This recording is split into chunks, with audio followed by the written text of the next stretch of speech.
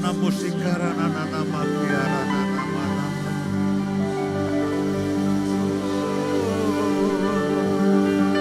Yarana musikarana nana murana makarana.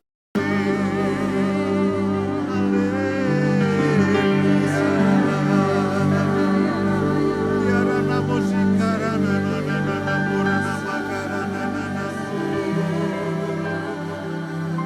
Yarana musikarana nana.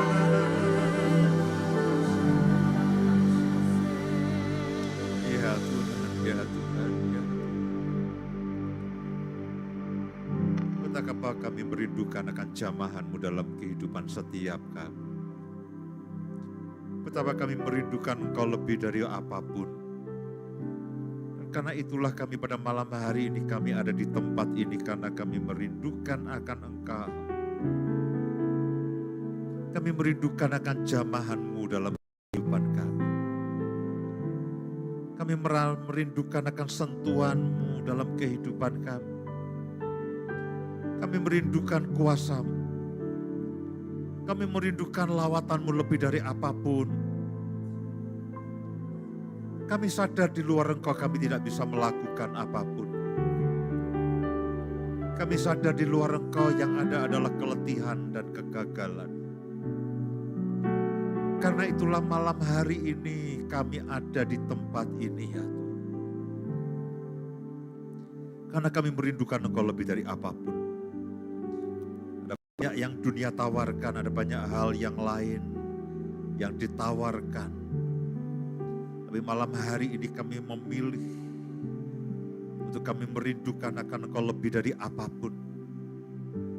Roh Kudus berbicara kepada setiap kami anak-anak-Mu. Dengan segala pergumulan, dengan segala masalah, dengan segala persoalan apapun. Dan sebentar lagi kalau kami akan bersama-sama belajar akan kebenaran firman-Mu. Beri kami pengertian, beri kami hikmat, wahyukan akan kebenaran firman-Mu itu. Firman-Mu itu terlalu ajaib bagi kami. Jika Engkau tidak menyingkapkan dan tidak mewahyukannya, bagaimana kami bisa memahaminya? Dan terlebih bagaimana firman itu bisa tertanam dalam kehidupan kami. Bertumbuh, berbuah 30, 60, bahkan 100 kali lipat. Hamba berdoa untuk setiap anak-anak-Mu yang ada di tempat ini pada malam hari ini. Hamba berdoa untuk setiap anak-anak-Mu yang mendengarkan pemberitaan firman-Mu. Baik secara onsite maupun secara online. Jamah mereka dengan kebenaran firman-Mu. Bukan oleh karena hikmat manusia, bukan oleh karena pengetahuan manusia, tapi oleh karena hikmat Roh Kudus sendiri. Dan firman-Mu itulah yang memerdekakan kami. Firman-Mu itulah yang memberi kepada kami jalan kehidupan. Firman-Mu itulah yang menjadi dasar dan landasan iman dan pengharapan kami semuanya. Terima kasih Tuhan, terima kasih. Terima kasih.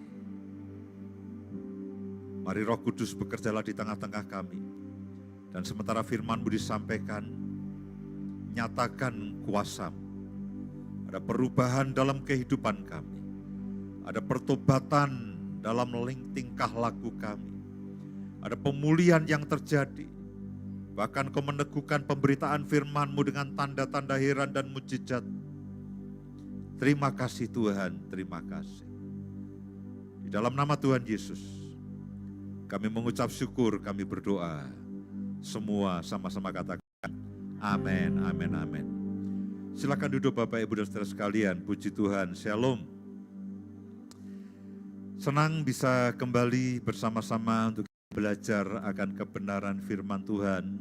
Saya berdoa Roh Kudus akan menolong saya dan menolong saudara semuanya. Karena sejujurnya setiap kali kita membaca firman Tuhan tidak selalu dengan mudah kita mengerti dan kita pahami.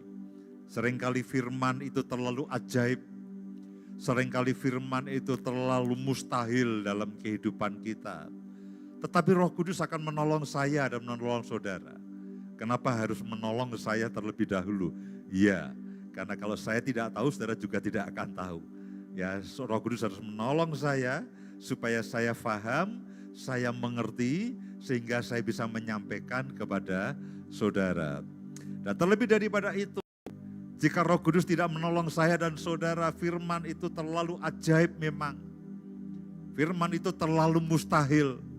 Dan kadang-kadang kalau saya membaca firman Tuhan satu perikop, saya katakan, Tuhan, bagian mana yang harus kami pahami?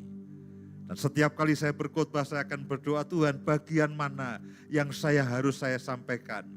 Karena firman demikian kaya, firman demikian ajaib. Dan saya berdoa malam hari ini, siapapun dari kita, ketika kita sama-sama belajar dan mendengarkan akan firman Tuhan, firman itu akan tertanam dalam kehidupan saudara, firman itu akan bertumbuh, firman itu akan berbuah dengan indahnya 30, 60, 100 kali lipat. Firman itu akan memberikan dasar dan landasan dari iman kita. Semua terjadi oleh iman. Apa yang saudara dan saya percayai itulah yang akan terjadi. Dan firman itu juga akan memberikan kekayaan pengharapan dalam kehidupan saya dan saudara. Pengharapan kita itu kan begini, saya berharap firman Tuhan itu terjadi dalam kehidupan saya. Kita tidak berharap yang lain. Kita tidak berharap dunia akan menolong kita. Kita tidak berharap dunia akan memberikan kemuliaan kepada kita. Tetapi iman dan pengharapan itu tergantung dari firman yang saya dan saudara baca. Dari firman yang Roh Kudus singkapkan dan wahyukan dalam kehidupan saya dan saudara. Dari situlah iman dan pengharapan kita. Karena itulah setiap kali saya selalu ingin mengatakan, saudara dan saya tidak bisa lepas dari kehidupan firman. Artinya saudara harus membaca firman Tuhan. Bahkan bukan hanya membaca, belajarlah. Pelajarilah firman Tuhan, renungkan, gumamkan, nyanyikan firman Tuhan itu. Karena firman itulah dasar dari semua yang kita harapkan. Firman itulah dasar dari semua keyakinan kita. Sejujurnya memang tidak semua firman ketika kita membacanya langsung kita mengerti, kita paham. Karena firman itu asalnya dari surga. Saya dan saudara asalnya dari dunia yang fana ini. Firman itu asalnya daripada Tuhan. Seringkali kita hanya berkutat dari kehidupan kita sendiri. Kita dengar dari orang lain. Kita dengar dari pelajaran. Kadang-kadang apa yang orang lain ucapkan kepada kita, lalu kita yakini, oh aku mau seperti yang orang lain itu sampaikan kepadaku. Oh aku ingin ketika kita ngobrol dengan teman-teman kita, oh aku ingin seperti dia, aku mau seperti dia. Bukan saudaraku. Bukan kita ingin seperti yang orang lain sampaikan. Bukan kita ingin seperti yang dunia tawarkan kepada saya dan saudara. Tetapi yang kita inginkan adalah firman. Ketika kita membaca firman, mengerti atau tidak mengerti, kadang-kadang kita tidak mengerti. Karena itulah kita berdoa Roh Kudus. Setiap kali saudara membaca Alkitab, saudara harus berdoa, Roh Kudus tolong saya. Karena firman itu ditulis oleh para nabinya, oleh para hambanya, dengan pertolongan Roh Kudus. Apa maksud dari firman ini? Apa makna dari firman ini? Setiap kali saudara membaca Alkitab, saudara harus berdoa, Roh Kudus tolong aku. Jika engkau tidak menolong aku, bagaimana aku bisa memahaminya? Terlalu ajaib. Semua firman ajaib, saudara. Semua firman ajaib. Nah pada malam hari ini ada satu perikop yang saya ingin bagikan kepada Bapak, Ibu dan semua saudara. Bulan ini tema yang Tuhan berikan kepada Bapak Ibu sekalian adalah mengenai loyalitas, mengenai kesetiaan. Saudaraku itu bukan hal yang mudah loh ya. Ya, loyalitas dan kesetiaan itu bukan hal yang mudah. Refleks manusiawi kita. Refleks manusiawi kita itu sebetulnya bukan setia. Respon manusia kita itu sebetulnya bukan kesetiaan, bukan loyal, bukan taat, bukan nurut. Itu natur manusia itu bukan seperti itu. Jadi tema yang Tuhan berikan buat saudara dan saya ini bukan tema yang mudah. Termasuk ketika saya diberitahu temanya, aduh ini tidak mudah ini. Ini tidak mudah. Yang pertama begini, mungkin menyampaikannya saudara harus loyal, itu satu hal. Tapi menghidupi kesetiaan itu masalah yang berbeda. Hidup dalam kesetiaan, hidup dalam loyalitas, itu masalah yang berbeda, yang tidak semudah yang saya dan saudara katakan. Hidup dalam kesetiaan itu juga merupakan barang yang langka, saudaraku. Kita hidup di dunia yang pragmatis. Kita hidup di dunia penuh dengan tawaran. Orang mudah sekali itu menjadi tidak setia. Orang mudah sekali lalu menjadi berkhianat. Orang mudah sekali begini, oportunis itu begini, yang penting bagi saya menguntungkan. Yang penting bagi saya menguntungkan. Kenapa suami istri bisa pisah? Karena bagi suaminya ini istri merepotkan, ada yang lainnya yang lebih menguntungkan bagi saya. Kita terbiasa dengan sikap-sikap oportunis, kita terbiasa dengan membelot ya dari apa yang Tuhan tetapkan dalam kehidupan saya dan saudara. Sebagai hamba Tuhan, sebagai gembala, tidak mudah saya harus menjaga kesetiaan dalam panggilan itu tidak mudah. Itu sejujurnya tidak mudah. Saya bisa saja masih ada di dalam jabatan sebagai pendeta dan sebagai gembala. Tapi kalau hati saya tidak di situ, apalah gunanya? Kalau saya hanya yang penting jabatan saya, hak saya mana, jabatan saya mana, apa yang saya bisa dapatkan. Tapi setiap kali kan ada sesuatu yang harus kita lakukan. Nah, kalau saya tidak loyal dengan panggilan Tuhan atas kehidupan saya tidak setia dengan apa yang Tuhan tetapkan dalam kehidupan saya. Jadi memang tidak mudah. Kadang-kadang ada yang namanya kepentingan pribadi, betul ya? Kepentingan pribadi. Kalau kesetiaan atau loyalitas itu selalu ada pihak kedua. Misalkan begini, saya setia kepada Tuhan. Saya setia kepada Setiawati, kebetulan saya Setiawati. Ya, Indah Setiawati. Saya setia kepada Indah Setiawati. Kesetiaan dan loyalitas itu selalu ada pihak kedua. Tidak bisa begini, saya setia kepada diri saya sendiri, itu tidak ada. Saya loyal kepada diri saya sendiri, itu tidak ada. Kesetiaan dan loyalitas. Demikian juga ketika saya menghidupi panggilan saya harus setia dan loyal kepada Tuhan sebagai sang pemberi mandat yang memberikan panggilan dalam kehidupan saya.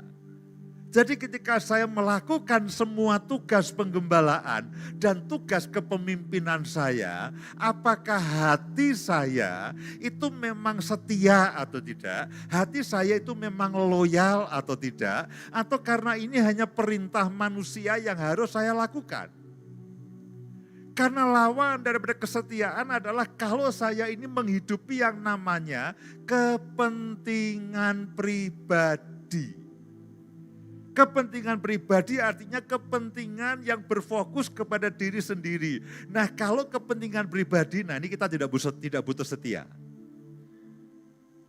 Kalau saya mengutamakan kepentingan pribadi, ada makanan yang saya makan untuk siapa sendiri? Saya duluan. Saya tidak ingat istri, saya tidak ingat anak. Saya dapat berkat, saya dapat uang. Kalau saya ini hidup saya dipenuhi dengan kepentingan pribadi, saya abaikan yang lainnya. Saya ambil sendiri, saya gunakan untuk kepentingan saya sendiri, saya belanja untuk kesukaan saya sendiri. Jadi kepentingan pribadi berbeda dengan kalau saudara dan saya itu menghidupi kepentingan pribadi, itu masalah besar. Itu kita tidak akan bisa hidup di dalam kesetiaan, hidup dalam loyalitas.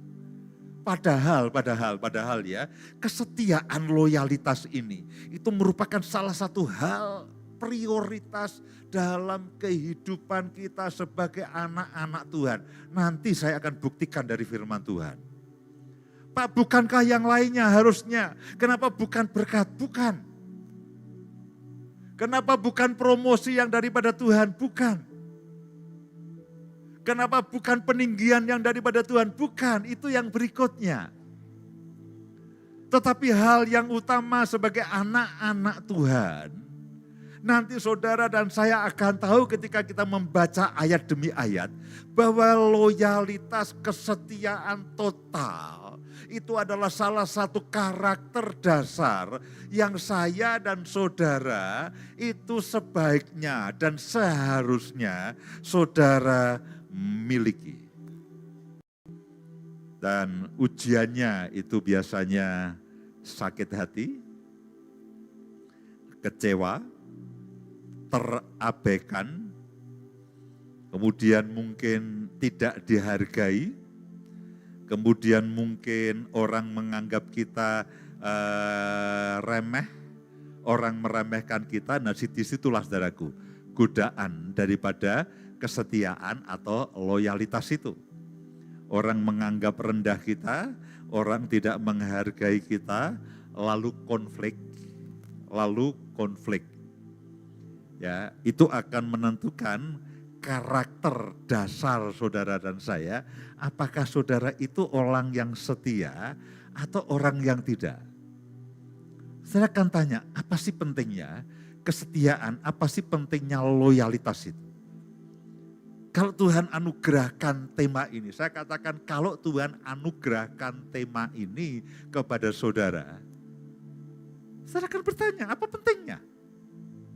Apa dasarnya? Tujuannya apa?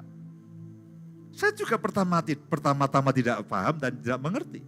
Tapi ketika saya renungkan satu perikop firman Tuhan, saya katakan ya Tuhan, ini berarti yang namanya loyalitas atau kesetiaan ini, itu merupakan unsur yang sangat vital, itu unsur yang sangat berharga. Bahkan tema ini belum pernah saya sampaikan di gereja di mana saya menggembalakan. Saya sedang berdoa dan saya sedang menimbang-nimbangnya. Tuhan, apakah tema ini juga akan saya sampaikan atau tidak? Tema ini anugerah bagi saudara. Tema ini anugerah bagi saudara. Hari Jumat ini kita akan merayakan Jumat Agung. Apa hubungannya tema ini dengan Jumat Agung? Nanti saudara akan tahu. Apa hubungannya tema ini dengan Paskah yang minggu depan kita akan juga peringati? Apa hubungannya tema ini dengan kematian dan kebangkitan Yesus? Apa hubungannya loyalitas dan kesetiaan ini?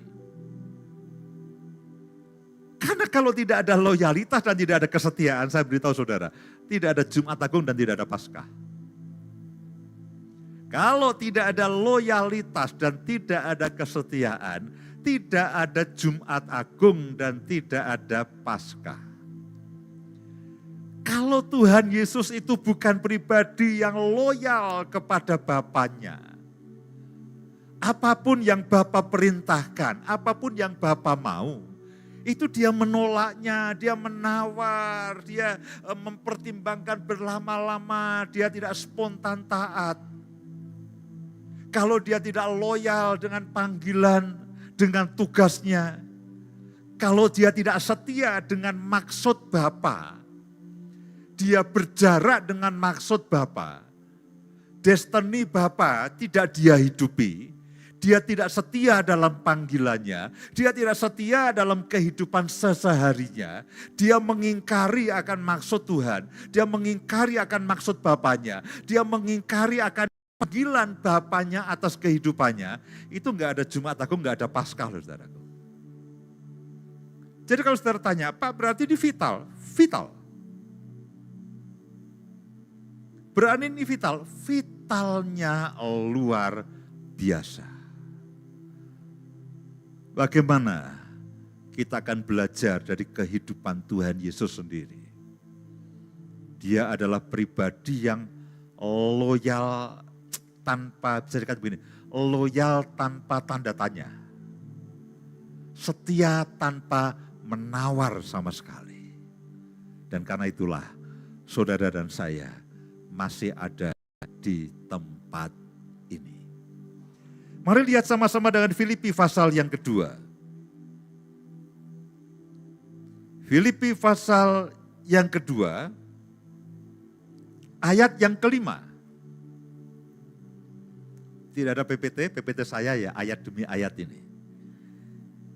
Filipi pasal yang kedua, ayat yang kelima. Dan ayat yang selanjutnya. Dikatakan begini, hendaklah kamu dalam hidupmu bersama. Nah, nanti kita akan bicara mengenai kehidupan bersama. Hendaklah kamu dalam hidupmu bersama, nah perhatikan baik-baik.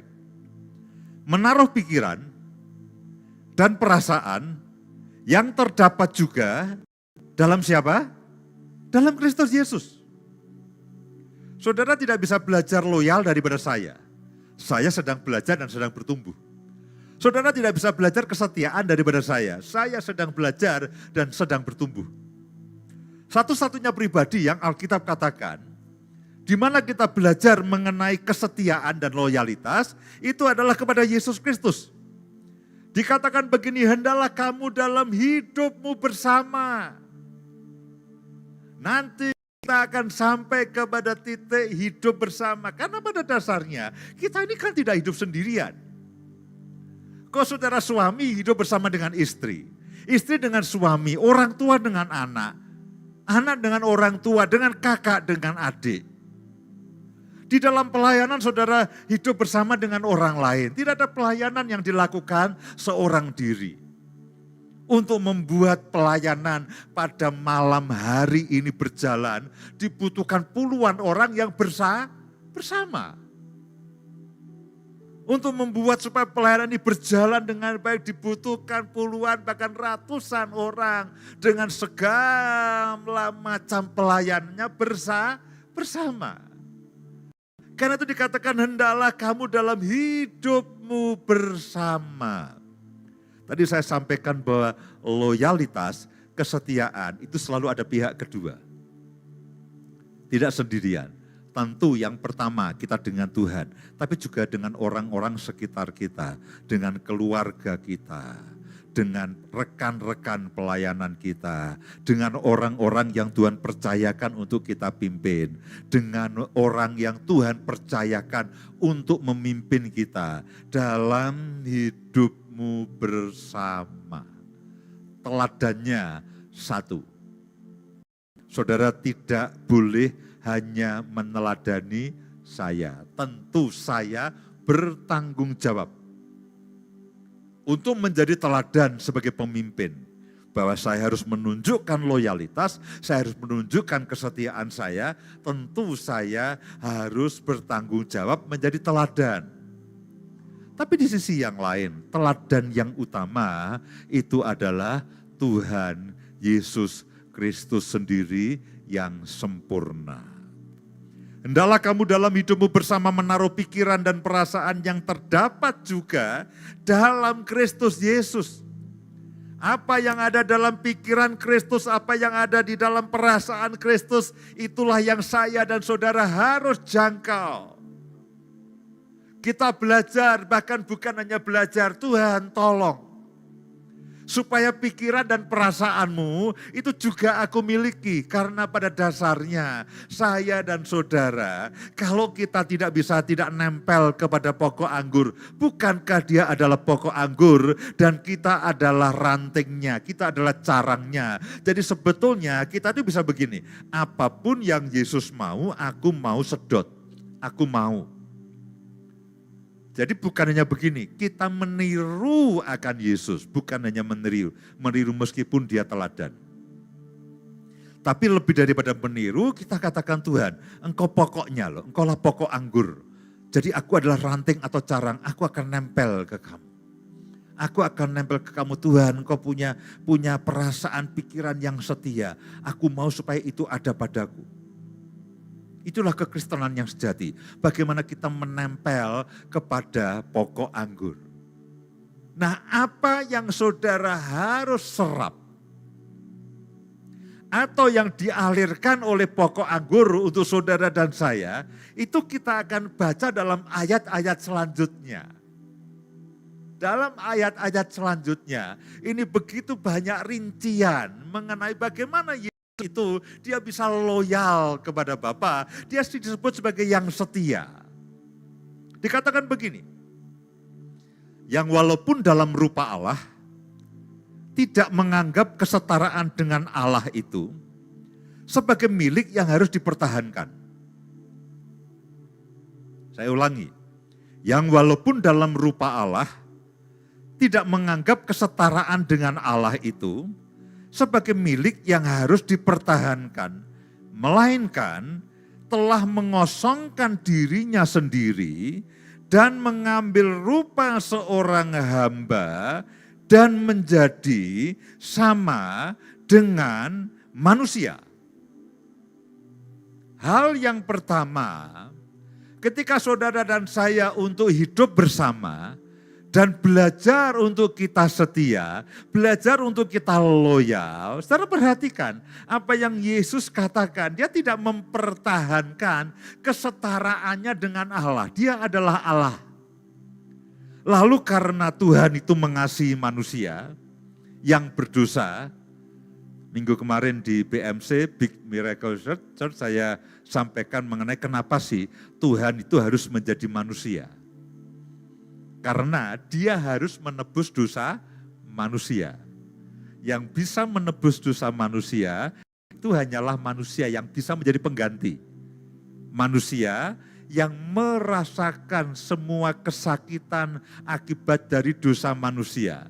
Dia harus merasakan akibat dari dosa manusia. Dia sebagai tebusan. Dia saudara dan saya yang berbuat dosa. Lalu Tuhan Yesus, dia dari Allah menjadi manusia. Dosa saudara itu ada akibatnya. Masalah, penyakit, kutuk, kemiskinan, bahkan maut. Nah, untuk bisa menebus, itu tidak bisa malaikat. Karena malaikat tidak bisa merasakan kesusahan yang dialami oleh manusia. Harus manusia. Karena itulah Bapa mengatakan, Yesus kamu harus jadi manusia. Kalau kita mau menyelamatkan manusia, karena Tuhan itu adil, bahwa setiap dosa itu ada hukumannya, tidak ada pemutihan. Ya seperti di Jawa Barat kan ada pemutihan, saudara yang nunggak pajak kendaraan, ada pemutihan. Berbahagialah saudara yang tinggal di Jawa Barat, ada pemutihan. Namun dosa tidak ada bisa diputihkan, dosa hanya bisa ditebus. Nah yang menebus harus manusia. Karena Tuhan itu adil. Di sisi yang lain dia kasih. Supaya keadilan dan kasih Allah itu ada titik temunya, ya di salib itu. Di satu sisi keadilan Allah itu tuntutannya dipenuhi dengan ada manusia yang dihukum dan disalibkan. Di sisi yang lain kasih Allah kepada manusia supaya barang siapa percaya kepada Yesus itu diselamatkan juga dipenuhi. Oleh siapa? Oleh Yesus. Ketika dia turun kepada sebagai manusia lalu dia menderita akibat dosa saudara dan saya sampai dengan disalibkan mati di kayu salib.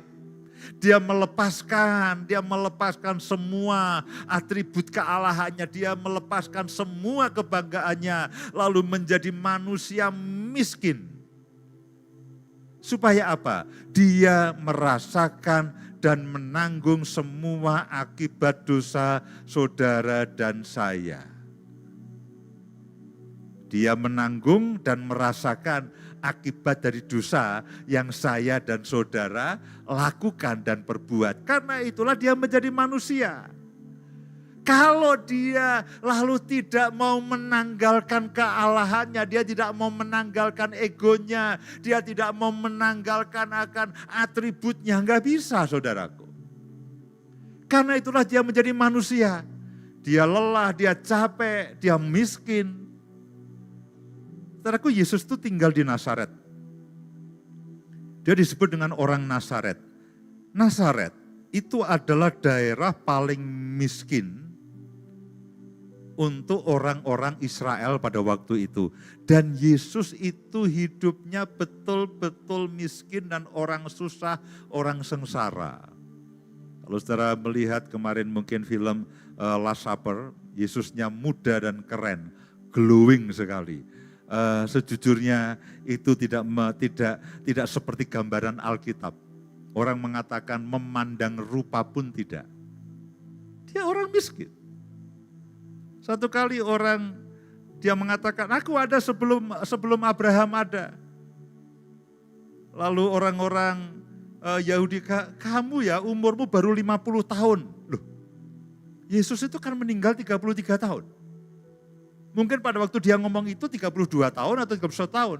Tapi bahkan orang melihat dia seperti orang yang 50 tahun. Kenapa? Orang susah. Orang susah. Yesus itu dia memang harus ikut merasakan semua kesusahan manusia. Loh, dia Allah.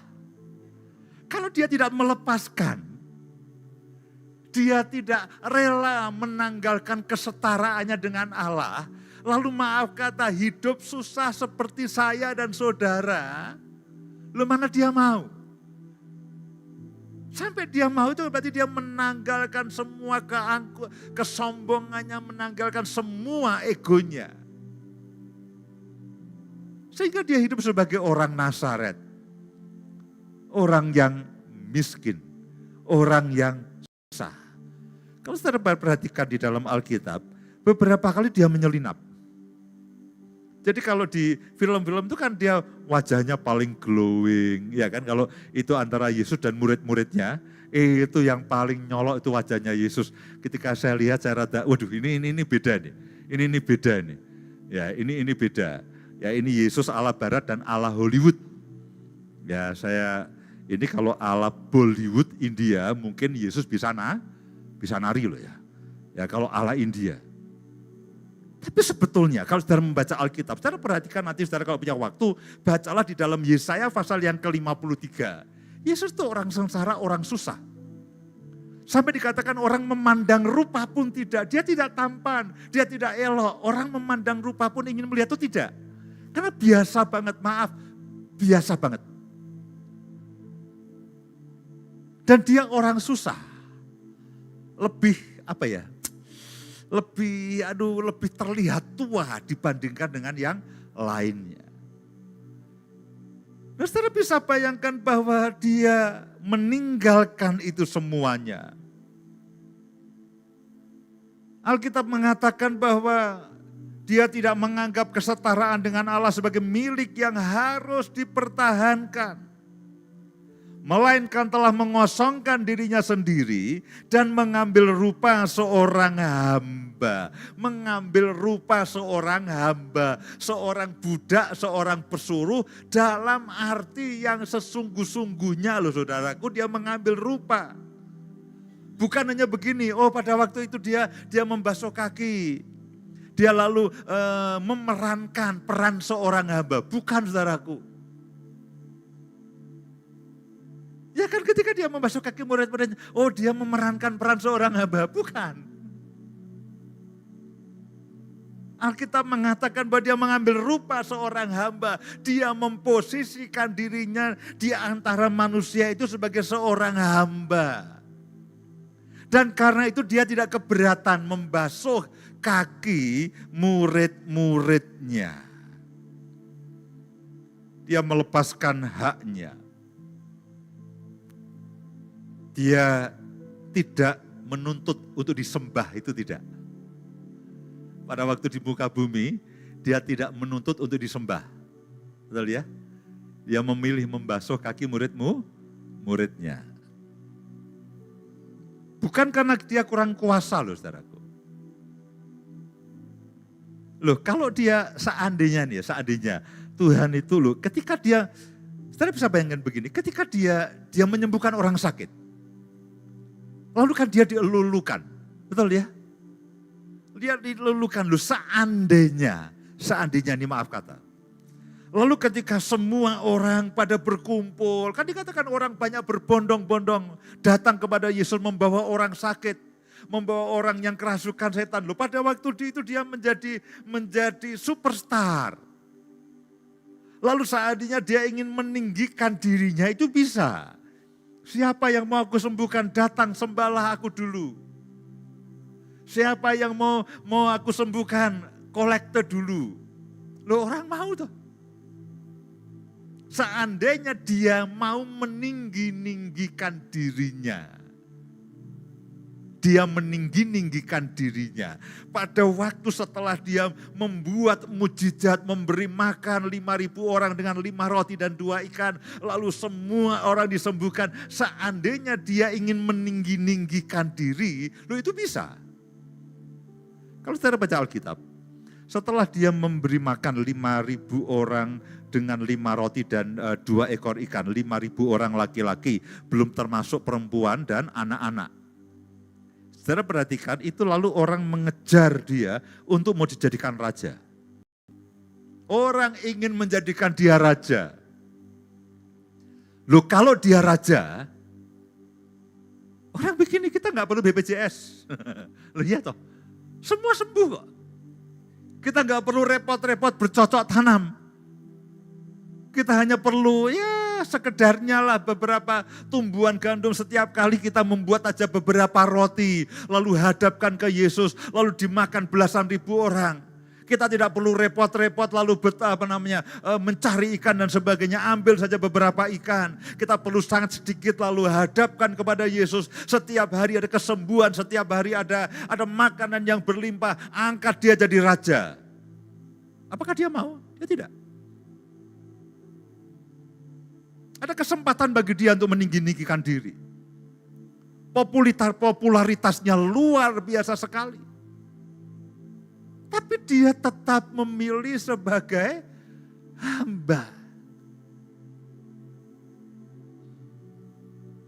Setiap kali orang mencoba meninggikan dia, dia lari. Dia lari. Dia menyelinap keluar. Beberapa kali dia pergi ke tempat yang sepi, dia berdoa, datang kepada Bapaknya. Seandainya, lalu dia meninggikan diri. Maaf, salib tidak ada. Penebusan itu tidak ada. Nanti kita baca. Melainkan telah mengosongkan dirinya sendiri dan mengambil rupa seorang hamba dan menjadi sama dengan manusia. Seluruh hidupnya dia sangat rendah dan hina, miskin dan nista sebelumnya. Dia tidak memiliki tempat untuk meletakkan kepalanya dalam arti yang sesungguh-sungguhnya. Dia sering tidur di taman. Bukan glamping. Sesekali glamping itu tidak enak. Yesus glamping tiap hari, saudara. Dia tidak tampil dengan kemegahan lahiriah. Dia tidak tampil dengan kegemerlapannya, itu tidak. Dan perhatikan ayat berikutnya. Dalam keadaan sebagai manusia, dia telah apa? Merendahkan dirinya dan taat sampai mati, bahkan sampai mati di kayu salib. Setelah mati di kayu salib, Alkitab mengatakan terkutuklah orang yang tergantung di kayu salib. Taurat sendiri, firman Tuhan mengatakan sendiri, terkutuklah orang yang digantung di kayu salib. Jadi ketika Yesus itu harus menuju salib, itu dia menyediakan diri, dia sebagai Tuhan menjadi manusia, Sebagai manusia, dia mengambil peran terendah, yaitu sebagai hamba, sebagai budak, belum cukup. Karena dia punya misi, dia harus menebus dosa manusia. Dan untuk bisa menebus dosa manusia, dia harus bisa mati dengan cara yang paling hina. Nah, cara yang paling hina itu adalah cara mati disalib. Maaf, bukan ketabrak onta, bukan ketabrak kereta, tapi mati di kayu salib. Itu adalah mati dengan cara paling hina. Itu hanya diperuntukkan bagi para penjahat tanpa ampun. Nah, karena dia setia dengan Bapaknya, dia loyal kepada Bapaknya, kepada panggilannya, dan dia setia kepada saudara. Dia setia untuk memang tujuannya dia datang ke muka bumi ini adalah untuk menebus dosa saya dan saudara. Dia setia kepada panggilan itu. Dia taat kepada panggilan itu. Dia loyal kepada Bapa dan kepada saudara. Kalau dia, enggak lah, aku enggak mau mati di salib, habis kita. Kita perlu salib besar di sini, antri kita di situ. Loh ya, karena dosa itu tidak ada pemutihannya. Yang ada penebusannya, harus ada orang yang menggantikan. Jadi saudara bisa bayangkan bahwa Yesus itu adalah orang yang loyal kepada Tuhan dan loyal kepada saudara dan saya. Dia setia kepada Tuhan, kepada Bapaknya, tapi juga setia kepada saya dan saudara. Alkitab mengatakan karena demikianlah Allah mengasihi isi dunia ini. Sehingga dia mengaruniakan anaknya yang tunggal, supaya barang siapa yang percaya kepadanya tidak binasa. Jadi kalau kita bicara mengenai loyalitas atau kesetiaan, kita punya pribadi yang ini sudah habis-habisan dengan kita.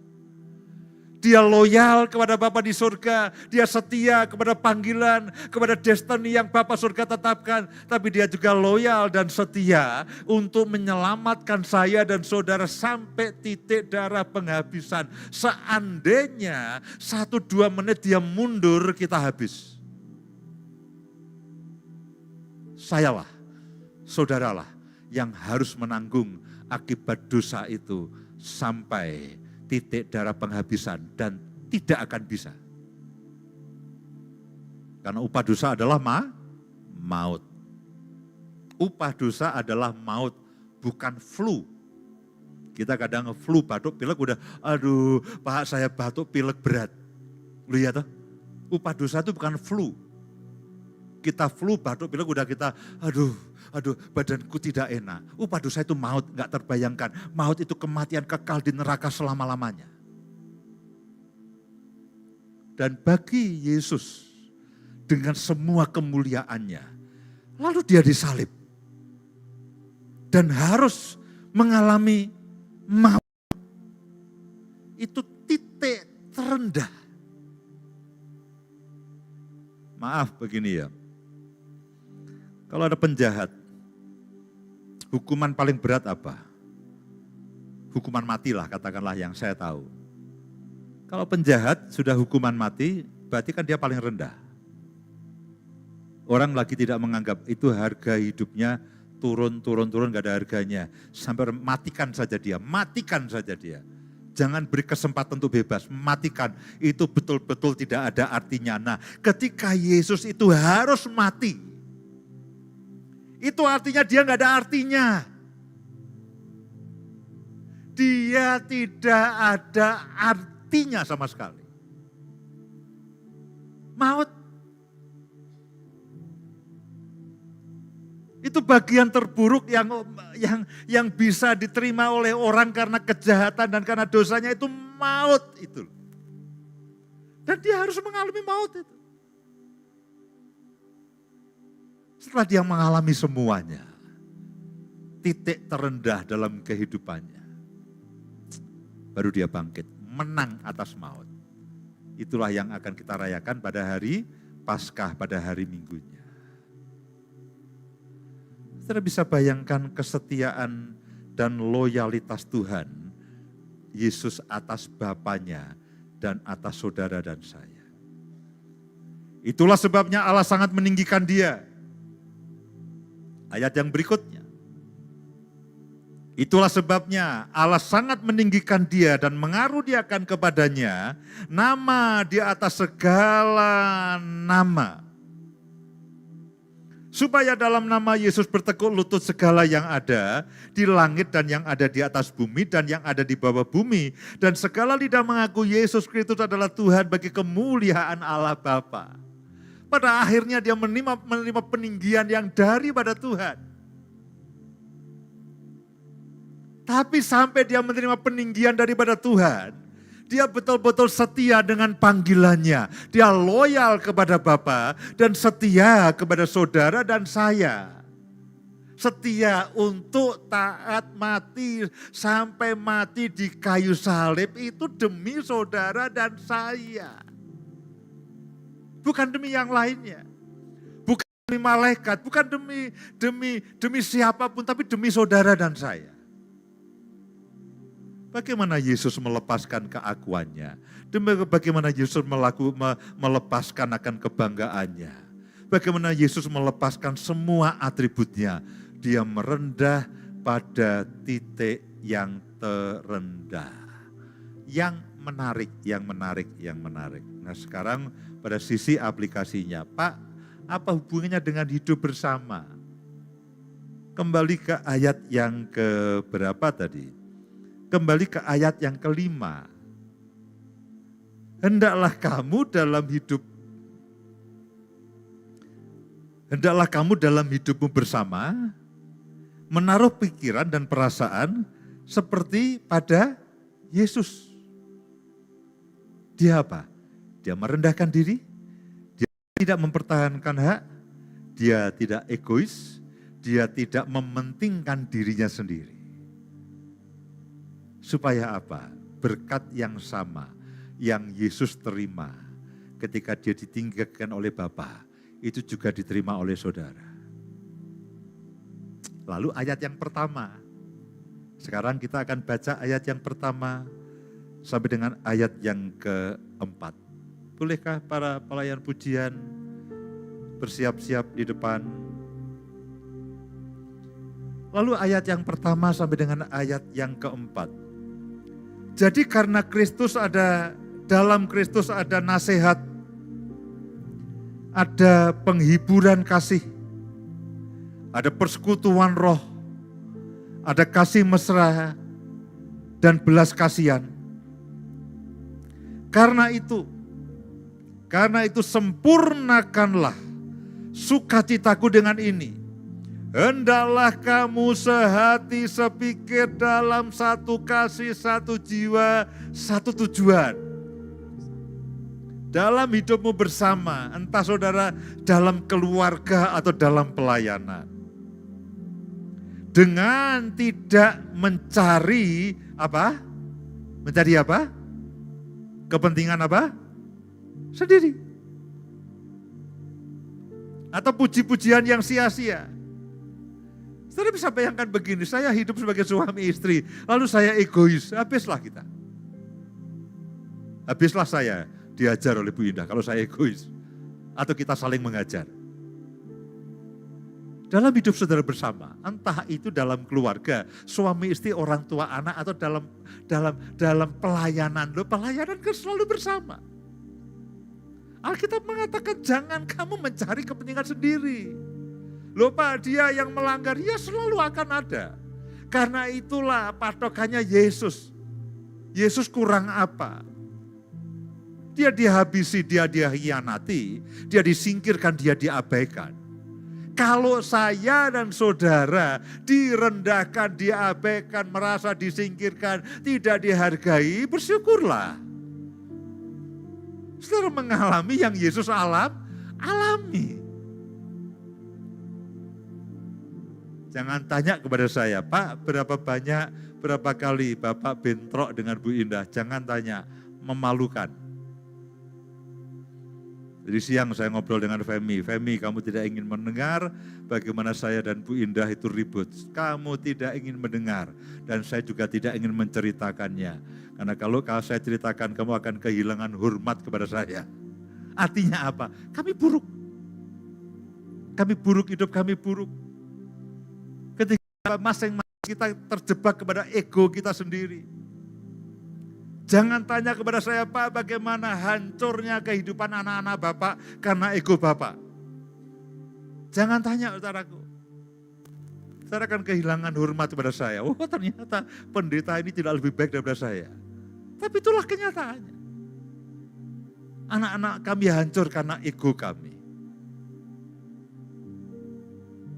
Mementingkan diri sendiri itu bisa sangat amat berbahaya. Mementingkan diri sendiri itu sangat-sangat berbahaya. Kalau Yesus mencari kepentingan diri sendiri, saudara perlu salib besar di sini. Apakah ada salib? Tidak ada. Puji Tuhan, yang ada kecapi. Jadi hati-hati dengan mencari kepentingan diri sendiri. Baik itu dalam kehidupan rumah tangga, dalam pekerjaan, dalam pelayanan. Oh Pak, tapi saya tidak dihargai. Pak, saya diabaikan. Pak, saya disakiti, saya dikecewakan. Itu akan terus terjadi, saudaraku.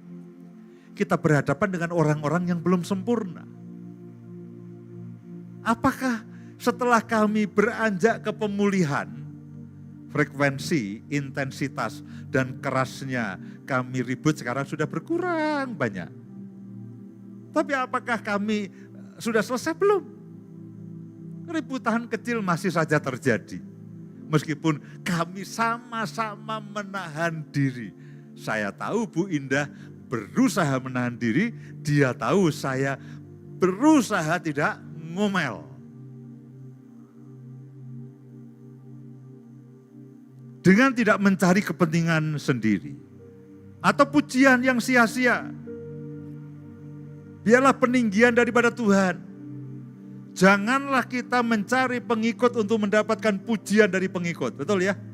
Kadang-kadang kita pemimpin, ya, jebakan saya itu adalah kalau saya mendapatkan pujian dari orang yang saya pimpin.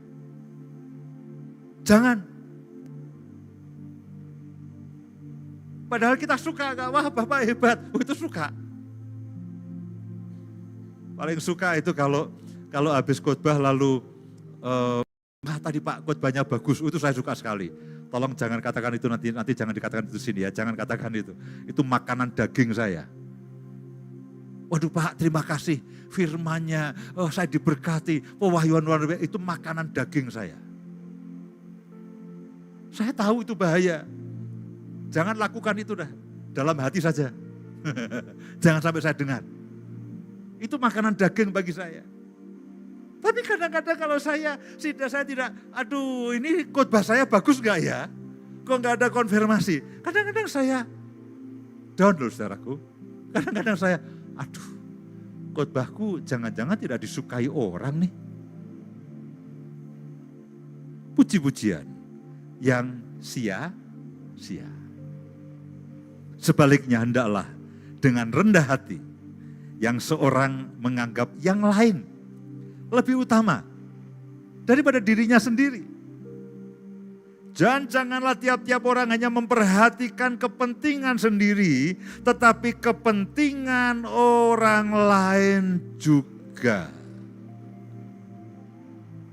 Lalu ayat yang kelima tadi, hendaklah kamu dalam hidupmu bersama tadi, yang ayat pertama sampai dengan ayat yang keempat, menaruh pikiran, taruhlah pikiran dan perasaan, bukan hanya mencontoh, tapi taruhlah pikiran dan perasaan Yesus itu dalam hidupmu. Supaya engkau loyal, engkau setia kepada Tuhan, kepada panggilannya, dan kepada orang-orang di sekitar kita. Kepada keluarga kita. Suami loyal, setia kepada istri. Orang tua kepada anak, anak kepada orang tua. dengan rekan-rekan kerja kita, dengan perusahaan di mana kita bekerja, dengan tempat di mana kita bekerja. Karena Yesus itu adalah loyalis sejati. Dia disebut dengan yang setia. Dia taat sampai mati, mengambil rupa seorang hamba. Sebagai manusia itu udah turun derajat, lalu sebagai manusia menjadi hamba turun lagi derajatnya, menjadi hamba lalu disalibkan, itu turun mentok, tidak ada lagi yang lebih bawah daripada itu. Tapi karena kesetiaannya, Tuhan meninggikan dia. Jangan cari peninggian manusia, meskipun kita suka itu ya. Kita suka peninggian manusia, tapi jangan cari. Peninggian hanya boleh datang daripada Tuhan. Jadi apa yang harus kita lakukan? Taruhlah pikiran dan perasaan Kristus. Bagaimana kesetiaannya, bagaimana pengorbanannya, bagaimana loyalitasnya. Itu ada dalam kehidupan saya dan saudara. Ketika saudara setia, saudara diberkati dan saudara menjadi berkat. Suami menjadi berkat bagi istri. Betapa bahagianya istri kalau suami menjadi berkat. Sebaliknya betapa bahagianya istri kalau suami, bagaimana bahagianya suami kalau istri menjadi berkat.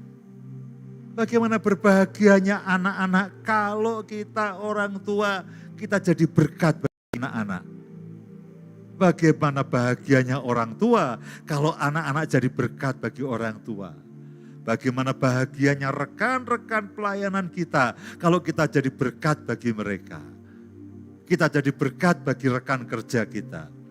Kita jadi berkat di perusahaan di mana kita bekerja. Karena itulah yang Tuhan mau. Supaya saya dan saudara menghidupinya sama seperti Kristus sudah menghidupi untuk saudara dan saya. Amin.